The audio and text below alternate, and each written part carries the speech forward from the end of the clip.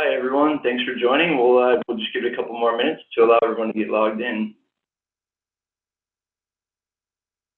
If you actually dialed in today on your phone, I'd encourage you to log in through the web on your laptop, just so that you can see the slides that I'll be going through today.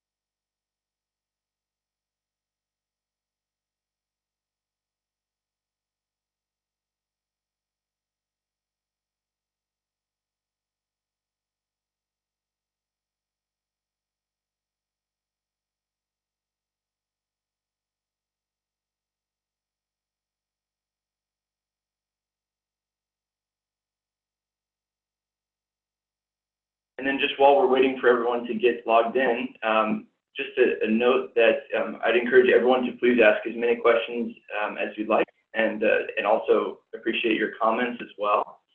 And there's a couple of ways you can do that. You can actually click the raise your hand button, which is the Zoom panel. So if you hover your mouse over the panel at the bottom, you should be able to see a raise your hand button. You should also be able to see a Q&A button, which is where you can type in text questions or text comments, and then I can cover those if you don't want to speak verbally. But I'd encourage you to click the raise your hand button, and then I can actually unmute you and allow you to speak at any time. So just give it another minute or two we have a big group today, so just give it a couple minutes for everyone to get logged in, and then we'll go ahead and kick off.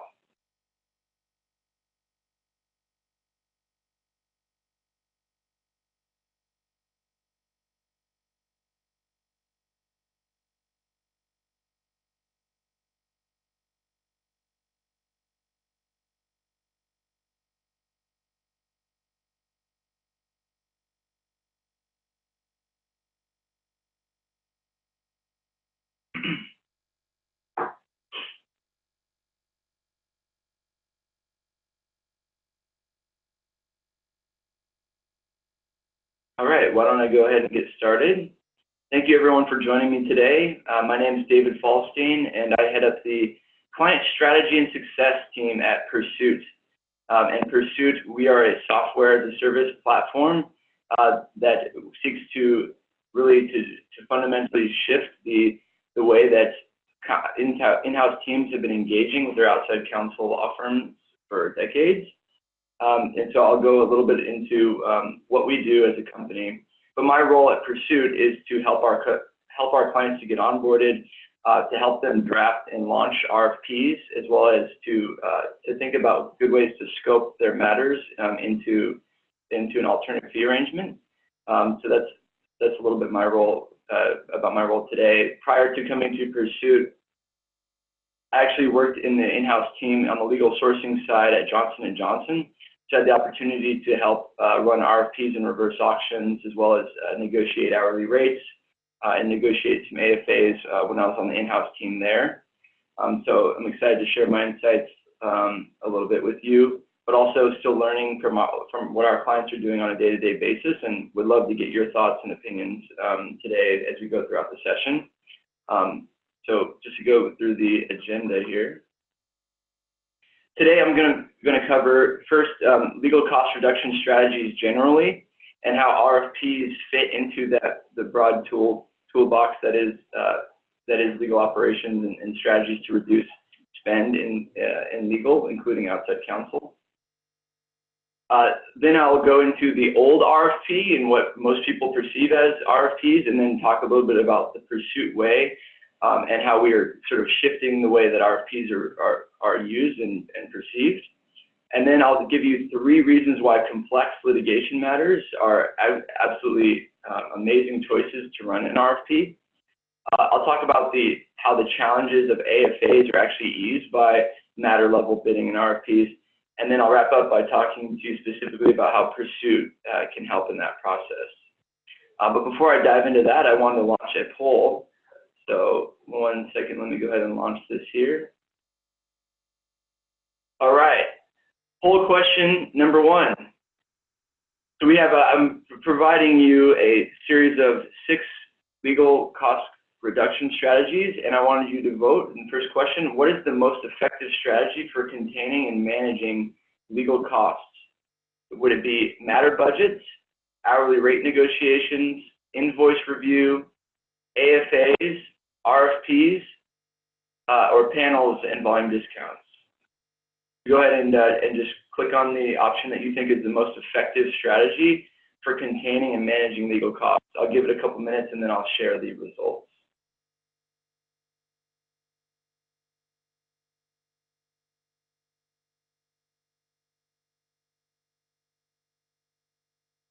And then just while you're voting, we also have the second question: what is the most pointless strategy for containing legal costs?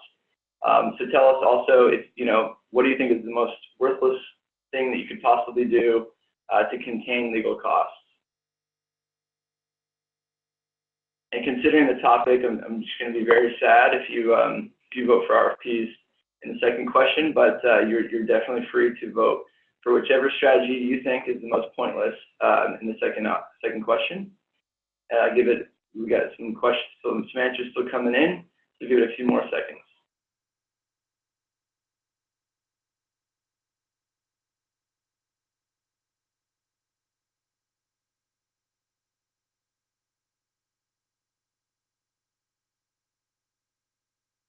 All right, I'll go ahead and end the polling and share these results.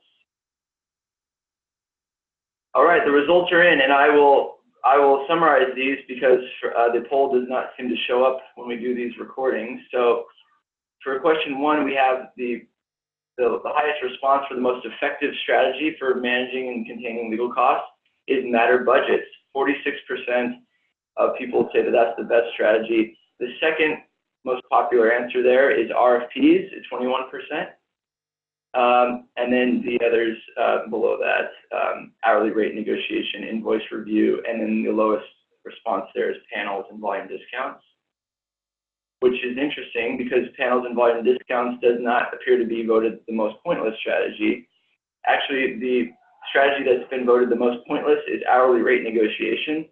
So 46% of respondents are saying that hourly rate negotiation is the most pointless strategy for containing legal costs, followed shortly after by matter budgets. So it seems that we have a split in the audience here in terms of the effectiveness of matter budgets. So I'll stop sharing the results, and now I will share with you 6 comparisons. So I want each of those strategies that I just went through, I want to compare them to weight loss plans. So this is sort of how I think of each of these cost reduction strategies and the effectiveness of them. So if you start with, on the left, invoice review, I'd compare this strategy to calorie counting. That can work, it does have some minimal effect, but you could also be looking at the wrong things. One of the stories I like to tell, my parents are huge advocates of calorie counting. And they always buy popsicles and ice cream bars, and they tell me, hey, it's only got 60 calories, or it's only got 100 calories. But it just, my answer is always, well, then could you just eat, ice cream all day as long as you stay under the calorie count? It doesn't really seem to make a whole lot of sense to me. If you're focusing on the wrong things, it's not really going to be effective. And so I think invoice review I think the problem with it is that you can start to focus on small things. You build me too many hours in this one small task, but it doesn't really have a huge overarching effect, and you spend a lot of money on invoice review because usually you're billed based on a percentage of the spend that goes through invoice review. So it has some benefit there, but I would say not my favorite. Hourly rate negotiations, I'd compare this to only eating organic food. And the reason why is because, it sounds great to say, yeah, I only eat organic, I feel great. And it sounds great to say that you're negotiating all your hourly rates. You actually got the biggest discounts from all of your firms. You're at 30% discounts, and, everything sounds smooth. You have a great strategy in place. But at the end of the day, with organic food, you can still eat way too much of it. So you can buy all the organic food you want, but it might not be an effective weight loss strategy. And similarly, the firms can just bill you more hours. So not my favorite strategy either, although it is important, but it's only half the equation. Budgets. So this was a very popular cost containment strategy. So I compare this to setting weight loss goals. So it's really good. It's a great first step to measure and to target a weight loss goal. But at the end of the day, it's still just a goal. It doesn't mean that that's what you're going to pay. It's really just a target. So I'd say it's just very, one very preliminary step. Panels and volume discounts. So I compare this to Weight Watchers or to Nutrisystem or diet plans where you can eat whatever you want. So they have ice cream, they've got burgers, and you can eat all that stuff as long as they make it. So apparently if they make it, it's healthier and you're good to go. Similar with firms, you still get all your old favorites. You don't have to cut anything out. You'll get your favorite firms. But I think the effectiveness of a volume discount is pretty minimal. If your hourly rates are going up 5 to 10% a year, and then you have a 2%, 3% volume discount past a huge amount of spend, it's a pittance compared to how much you're ultimately going to be paying more for the higher hourly rates. And also, if you set up a panel and you're not really guaranteeing any volume of work to the firms, then the firms don't really know how it's going to benefit them to be on that panel. So I think it's really not effective unless you have a more rigorous program in place than just a general preferred firms or general panel. And then AFAs. So I'm comparing AFAs to liposuction, and the reason why is because with hourly rate negotiations, it's really an input. So the hourly rate is just one input to the total cost. Another input is how many hours are worked, and then yet another input is the leverage and the staffing model that the firm has in place. All of those things are inputs that affect the total cost. Similarly, determining what kind of food you eat, you're controlling the inputs. But with AFAs, you're just negotiating directly the total price. And so you don't really need all those other strategies that we just discussed become sort of irrelevant if you have an agreed total price on a matter by matter basis in an AFA. You're actually just cutting straight to the outcome and reducing the total directly without having to worry about the inputs. But similar to liposuction, you do need to worry about monitoring after that procedure, after you come to that negotiation. You need to have regular check-ins, even if it's not frequent check-ins, to make sure that things haven't changed and that you still have an effective agreement in place. And then lastly, matter-based mini RFPs. I'd compare those to a weight loss competition, like The Biggest Loser, because you're using competition to drive to the desired outcome.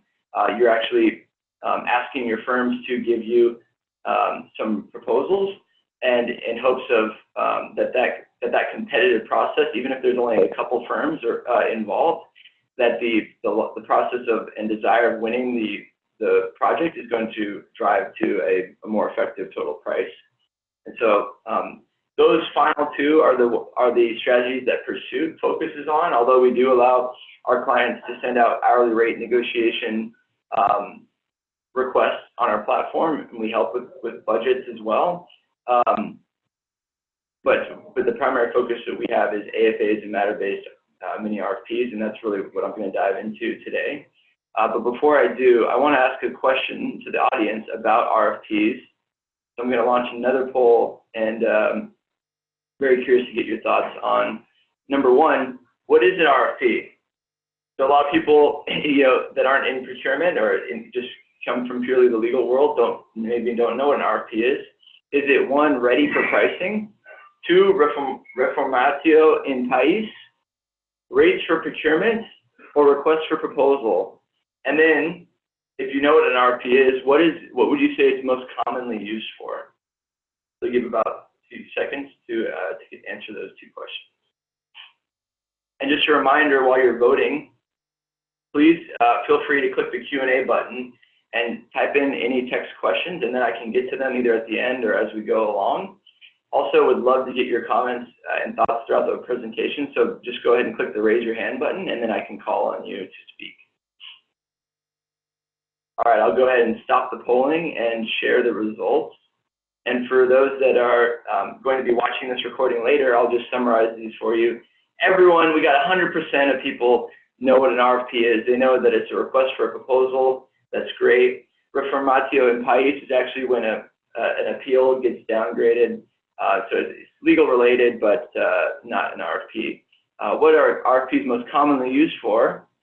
The most common response here is determining if a firm is qualified. The second type for the second most common response is obtaining a budget and for pretending to care about 1,000 things but not reading our answers. I think I'd vote for that one because generally RFPs are used when you think about not using PERSUIT or not using a technology platform. Oftentimes RFPs are 60-page Word documents that are, and it's sort of questionable whether the client's actually going to read all the answers in those documents. And then the tied for last in the terms of the most common use, establishing a panel and obtaining a fixed fee for a project.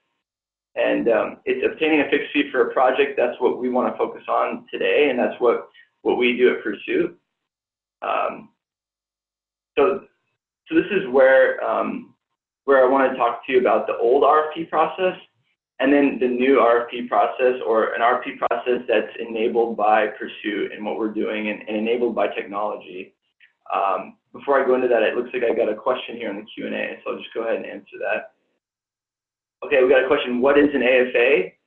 So an AFA is an alternative fee arrangement, and there's a variety of different types of AFAs, from a fixed fee for the total price of the project versus a fixed fee per phase. And we've done webinars on different AFA types, and so for anyone that's curious to learn more about AFAs, we'll be doing another round of AFA webinars to go through the different AFA types, and I'm happy to answer and get on a call with anyone after the program's over, and we can talk about it further. Looks like we have someone who's raised their hand, so go ahead and 1 second here. Lisa, can you go ahead and let me see, unmute yourself. Hi, Lisa, do you have a question? You just have to go ahead and unmute yourself when you're.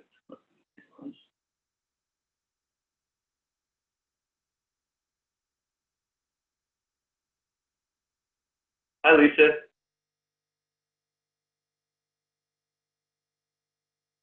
All right, it looks like we're having some trouble getting Lisa's audio going, so I'll just go ahead and continue here. So the old RFP process, typically you think of an RFP maybe to establish a panel of law firms, of preferred firms, and so you've got maybe a multi-month long process and you're really trying to evaluate the qualifications of the firms, the specialty areas of the firms. You kind of want to know every single thing about them. So you have maybe a 60-page Word document with 100 questions about all the firm's strengths in order to select preferred vendors. And then sometimes the clients, they read the RFPs, but they maybe already have a biased view or kind of already know who they want to go with. So the firms may question whether it's really worth their time answering all these questions. And usually this old RFP process focuses entirely on hourly rates. And because you're evaluating which firms to select as your preferred vendors over the course of a period of time, let's say 1 year, 2 years, or 3 years, there's no way to obtain fixed fees because you're just evaluating firms generally for their capabilities, and then you're going to make a selection based on hourly rates. So it may appear that you have a really decent hourly rate in that process, but then you really don't know if that firm is going to be efficient and be able to be cost effective once you actually engage with them on a project or on a litigation matter. And usually these RFPs are sent out via email, and sometimes a lot of clients just do these RFPs 1 or 2 times a year. So I'd be curious to get your thoughts from the law firms involved here, as well as the clients, whether this sounds accurate to what you perceive as an RFP. However, when I talk about RFPs and when PERSUIT and what the value proposition that PERSUIT provides is the idea that an RFP should be a 1 week long process with maybe 10 to 15 questions, and it focuses on selecting one firm or even a vendor, sort of a discovery vendor or another legal service provider, to perform a set scope of work over a defined period of time. Let's say I'm going to select a law firm to represent me in this particular case, and I'll obtain fixed fees from that firm for what it's going to cost for that particular matter during the life of the matter.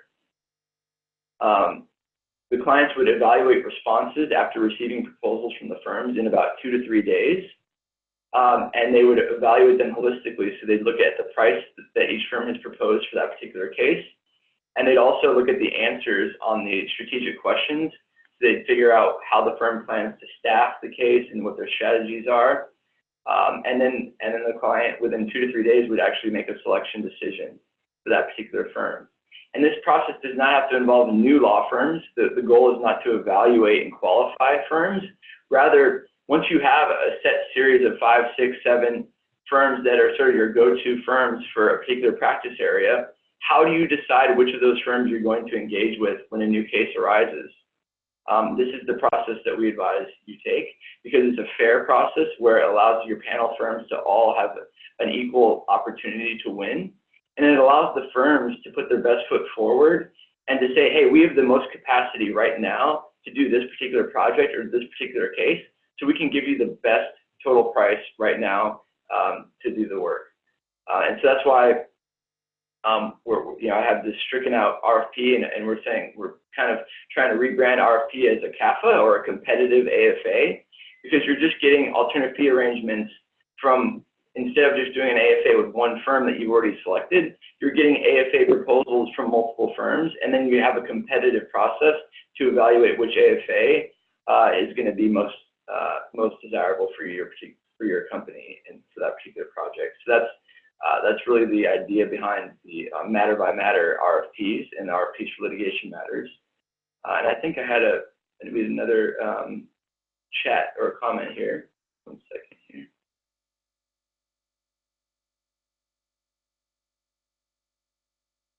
So we have a question on what is the difference between PERSUIT and Arriba on the RFP process. That's a great question.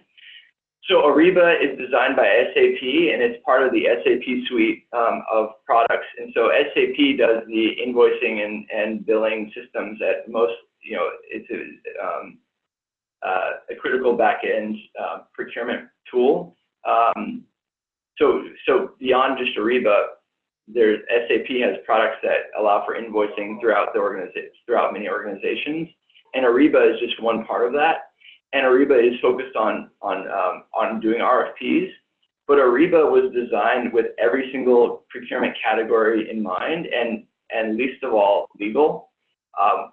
Very few clients have used Arriba in legal, and the reason why is because it's really not designed for hourly-based billing or obtaining proposals for professional services. It's really more so designed for commodities, although it can be deployed in other areas. So we're similar in that we are an RFP platform, but our system was actually founded by a former in-house partner at DLA Piper, Jim Del Cousis. And so we were really designed from the beginning to serve the unique needs of legal as a category. And we have best practice templates that are just designed for specific legal scopes of work.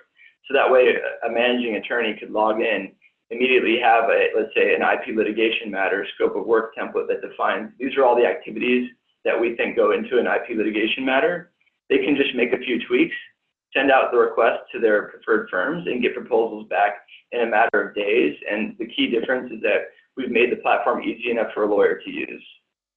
So no offense to all my lawyers. I'm a licensed attorney myself, but we're not always the most technologically inclined.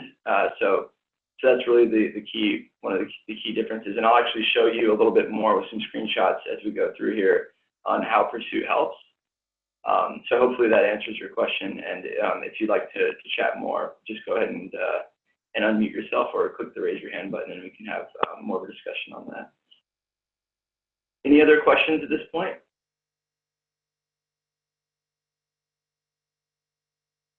right. So a lot of people think the common perception is that, hey, an RFP process could work, but I would only do it for, the simple projects that are, very easy to scope, maybe, like the more commoditized work where you can, exactly how long the project's going to last. I wouldn't be able to do an ASA or an RFP obtaining fixed fees for a complex litigation matter because it's litigation. It's inherently ambiguous. You don't know how long the case is going to last. You don't know if you're going to settle after 2 weeks. You don't know if it's going to be dismissed after the motion to dismiss. So how can you possibly get a fixed fee for the entire litigation matter? That is the general perception, but I want to give you 3 reasons why that's actually wrong and that RFPs are great for complex litigation matters. So the first reason is that firms desire to work big cases, so there's a high competition to be selected.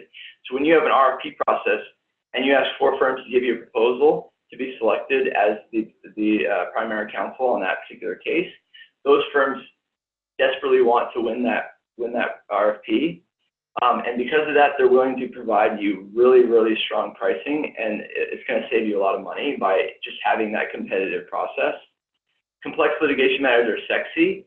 So even beyond the actual financial incentives for doing that particular project, the firm wants to be able to say, hey, I defended X company in this critical litigation and we won the case.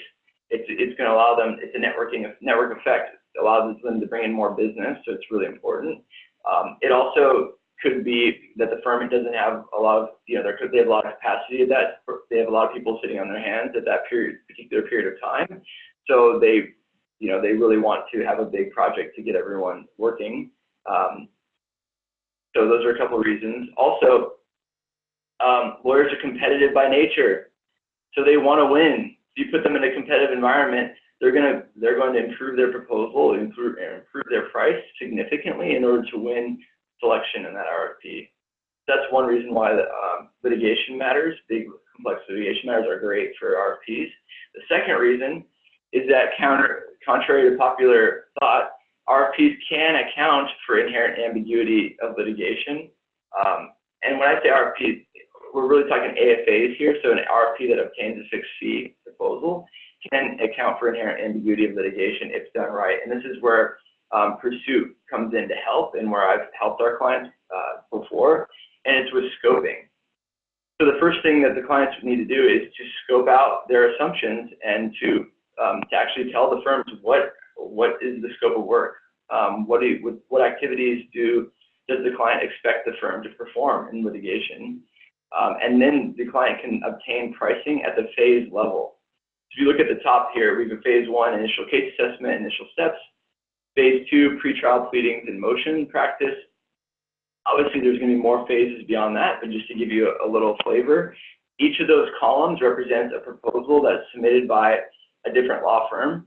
So not only would the client have a total price that the firm has proposed to charge for the case, the client is going to have fixed fees at the phase level. So if the case were to be settled or dismissed before the start of the next phase, the client would only pay for the phases that have occurred. There doesn't need to be any lengthy renegotiation. They would just know that they've had these phase level prices, and that's ultimately what's going to dictate how much they pay. So those phases are sequential that way. We also can help the client in that we have standard material deviation clauses in all of our RFP templates. And so this is just one example of a material deviation clause that our clients have used in RFPs. So in addition to obtaining fixed fees at the phase level, the client may also say that we're going to define a material deviation as a 30% increase or decrease in the quantity of activities described in the assumptions listed above.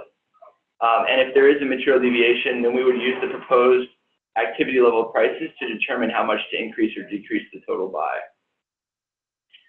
So for example, you could have a phase that's discovery, but discovery could be a lot or a little depending on how many depositions ultimately need to get performed. And so what we do is we encourage our clients to define, okay, how many taking depositions of fact witnesses, how many defending depositions of fact witnesses, analysis? How many taking depositions of experts will there be? Just give the firms an assumed quantity based on your best guess at the moment. And if there's a 30% increase or decrease, so if there's 10 instead of 5, then we'll use the price per deposition to adjust that total.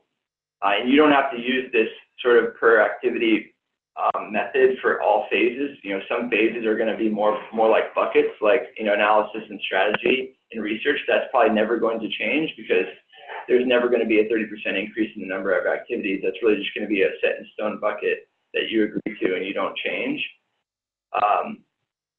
And then further, so then you can see down here at the bottom what that looks like in terms of just defining the quantities of key activities. And you don't have to define everything. So you don't need to go in here and say, how many cases are you going to have to research on LexisNexis? Like, that's not what we mean by giving specific assumptions.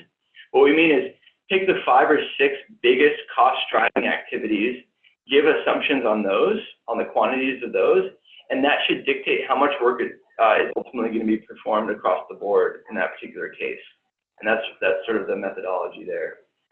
So I'll pause there, see if I have any questions on any of these points.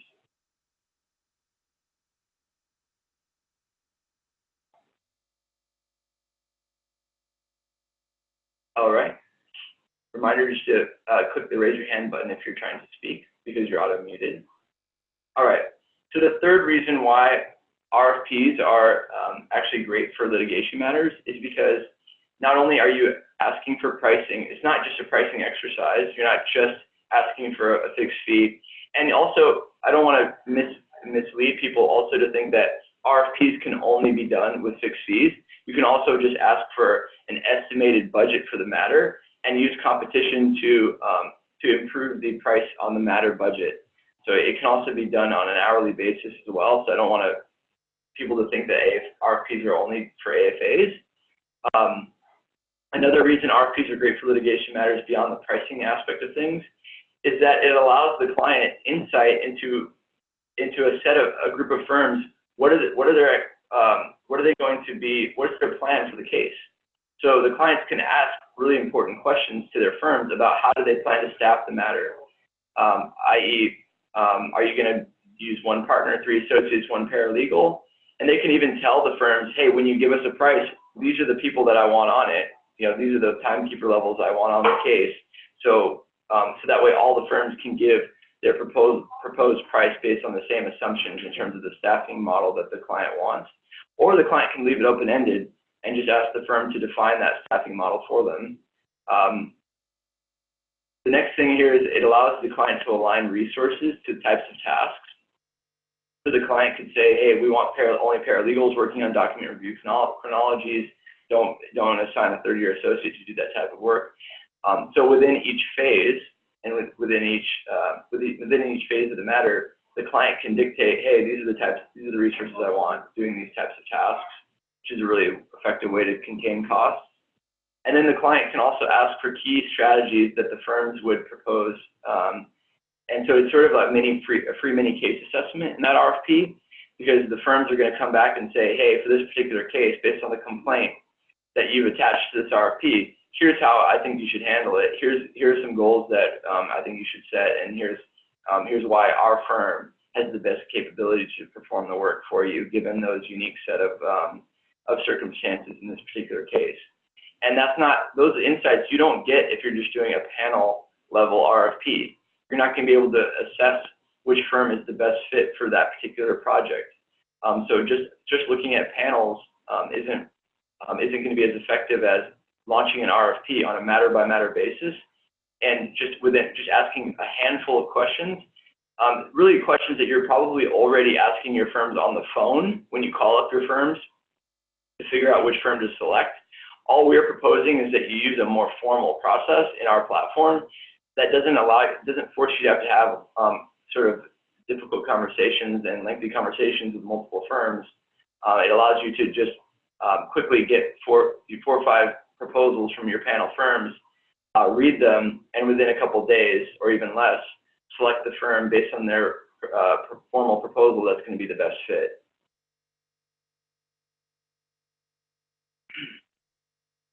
So I talked to you about why why RFPs are great for litigation matters.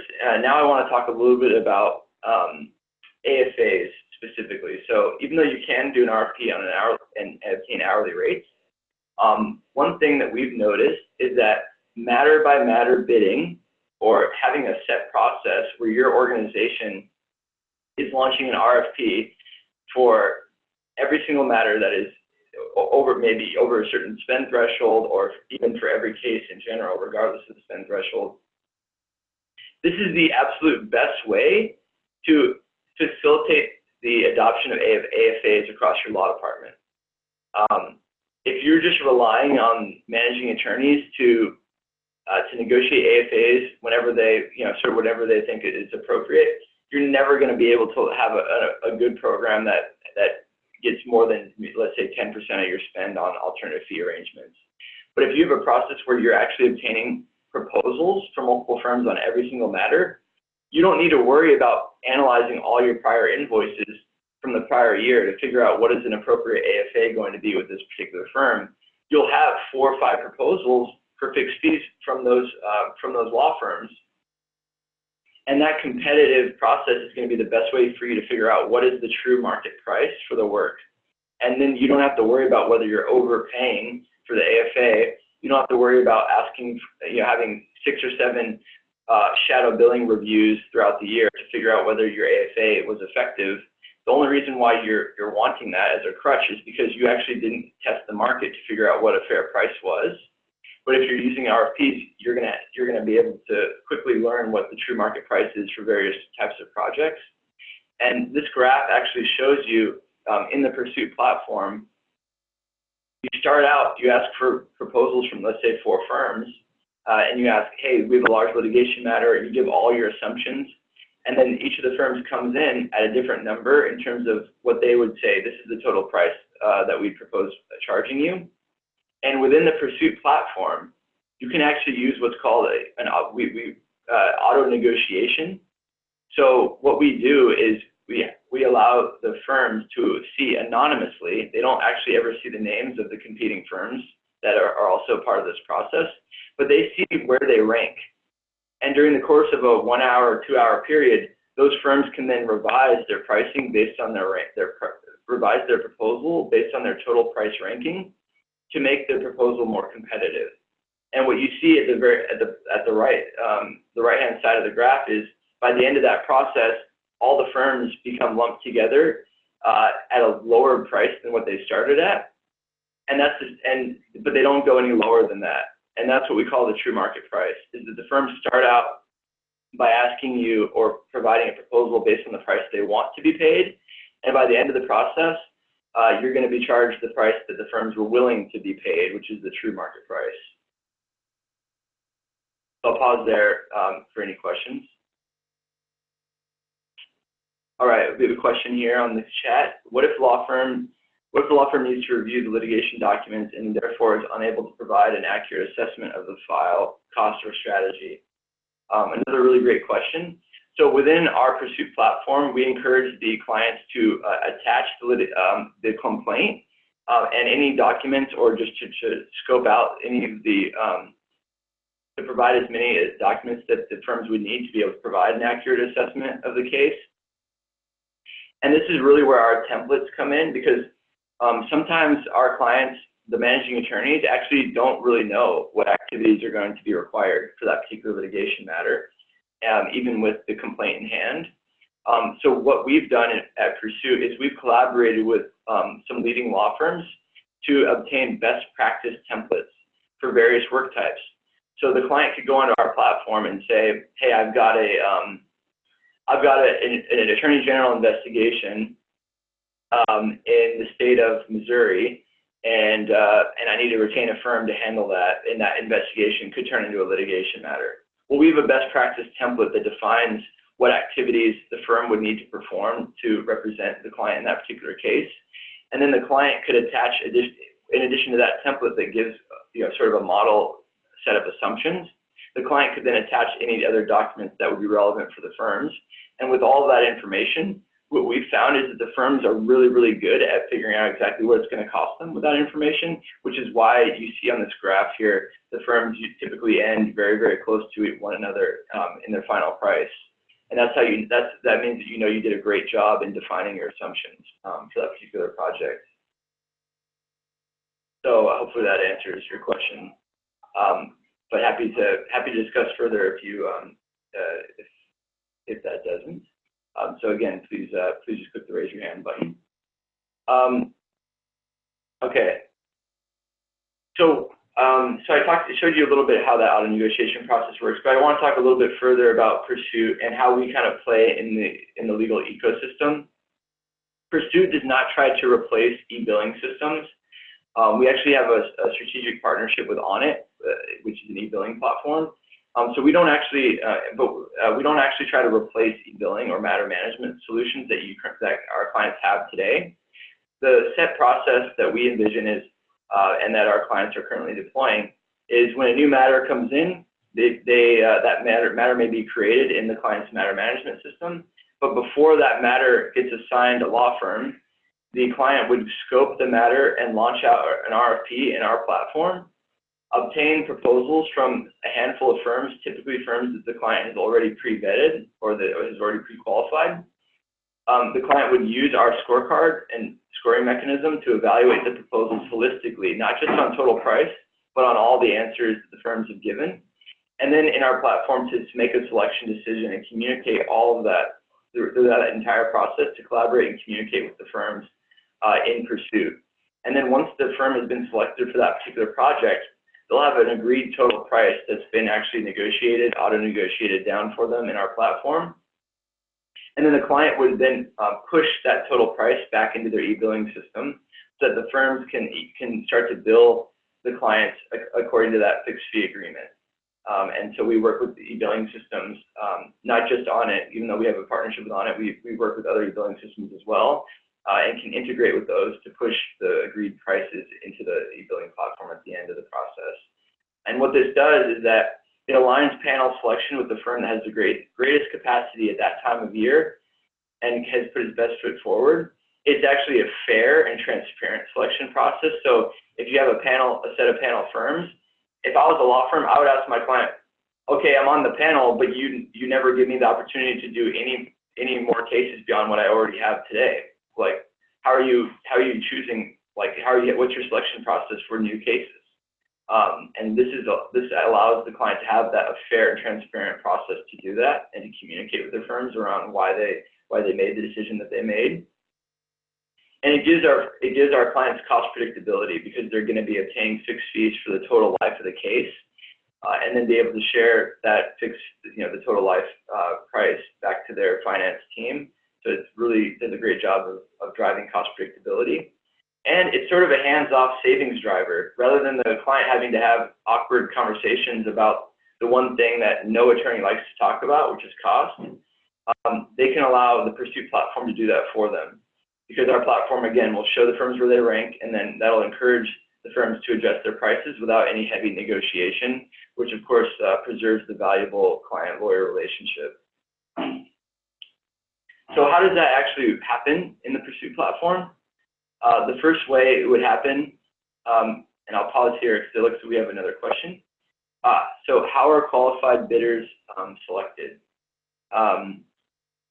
So there's a couple ways. So the law firm could be looking at new firms that they have not pre-qualified, and in that case, they'd actually be reading all the answers to figure out whether the firm would be qualified. But in the instance where all the firms are already pre-qualified and they're pretty confident that any of the firms would be could handle the work, they're still going to ask a few strategic questions of the firms to figure out what that firm and whether that firm is going to be the best fit for that particular project. And I can actually skip ahead to the next slide here because it kind of gets into the scoring process. We have a scorecard here on the left-hand side of the screen. You can see the clients can set their scoring criteria, so subject matter expertise, maybe diversity, maybe responsiveness, total price, project management. The client can completely customize that scorecard, and they don't need to have that many categories either. They could just have 2 or 3 categories. So the client can decide these are going to be the factors that are going to drive my selection decision for this particular case. And then once I read all the proposals, I'll come in here and give each firm a five-star rating, so 0 to 5 stars for each of these scoring criteria. And then the system will automatically calculate based on the weights. So in this particular example, the client has said that price is going to be 46% of the weight of the score. So the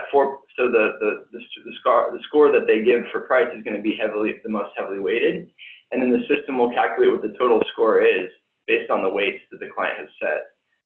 So it's not based purely on price, but some clients don't. The clients don't have to use the scorecard if they don't want, but it's just a tool for them to score each of the proposals.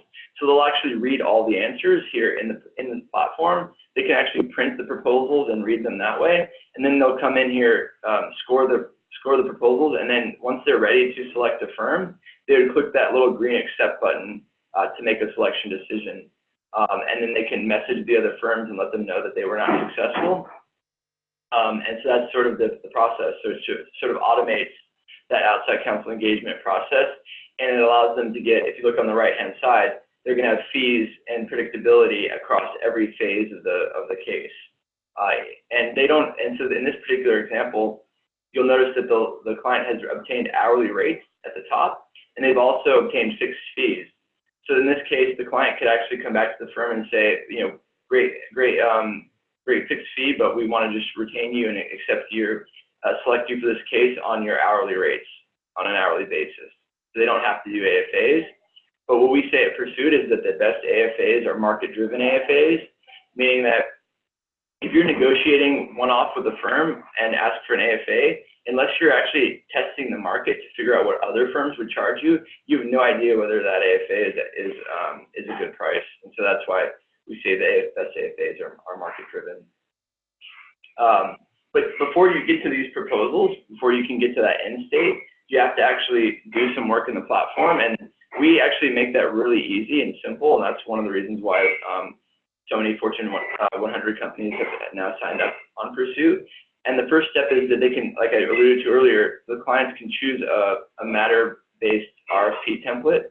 So if you look at the second one down, IP litigation matter, so the client could say, okay, I have an IP litigation matter, I'll choose the PERSUIT IP litigation matter RFP template. And then if you go over to the right, you see that automatically populates some information into this RFP draft for the client. And it automatically populates various pricing items and questions. And then with a few tweaks, the client could put in their company's information. They can attach the complaint or any additional files, litigation documents to the request.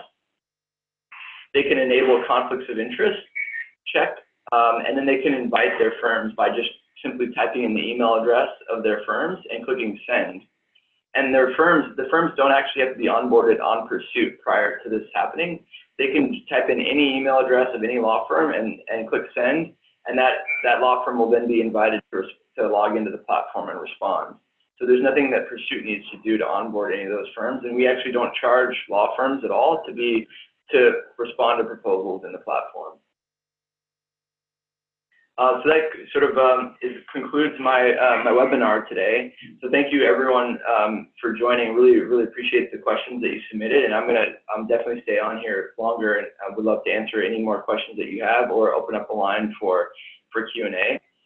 So I'm going to go ahead and stop the recording just so that we can have so that we can encourage more questions. 1 second here.